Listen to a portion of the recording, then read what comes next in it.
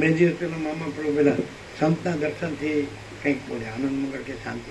પણ એમ કે અમે સંત નથી.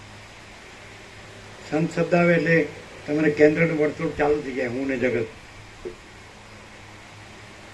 પછી ક્લિયર થયું હતું કે નહીં? નહીં થયું હતું. અને સતીશ પ્રભુ એમ કે સંસ્કૃતમાં સંત શબ્દ જ નથી. આપણે રામચરિત માણસ લખાણું ને 550 વર્ષ પહેલાં તુલસીએ લખ્યું કાશી, એનાથી એમાં સંત શબ્દ એને વાપરે છે. એટલે બધાને એ થવાનો શોખ ફાટી ગયો, હું સંત છું.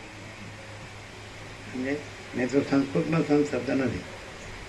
અને કોઈ વ્યક્તિ છે, એ વ્યક્તિ હોય, વ્યક્તિ એક અસ્તિત્વ વ્યક્તિત્વ વગરનું, કેન્દ્ર વિનાનું અનંત.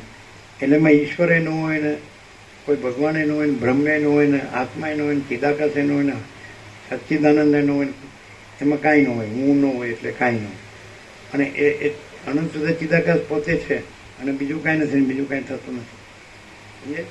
તો એને સંત ન કહેવાય, કારણ કે એમાં કોઈ નથી. અને જે કોઈ દેખાતું હોય ભ્રાંતિ, તો એ સંત ન કહેવાય.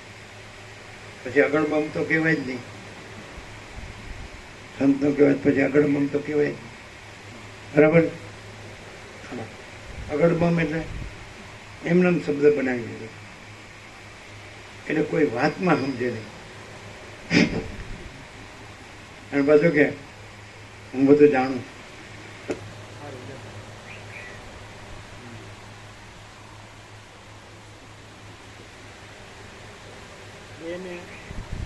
દેહને સંત ન કહેવાય, કર્મેન્દ્રિય જ્ઞાનેન્દ્રિયને સંત ન કહેવાય, મન બુદ્ધિ ચિત્તંકરને સંત ન કહેવાય, પ્રાણને સંત ન કહેવાય, ચિદાભાસ અમરૂપ જીવને સંત ન કહેવાય, સાક્ષીને સંત ન કહેવાય, અને ચિદાકાશને તો કંઈ કહેવાય જ નહીં, કહેનારું જ નથી.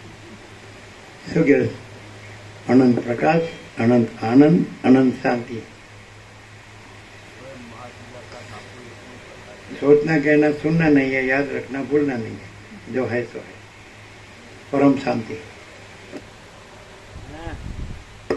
परम चैतन्य, परम कैवल्य, परम शांति.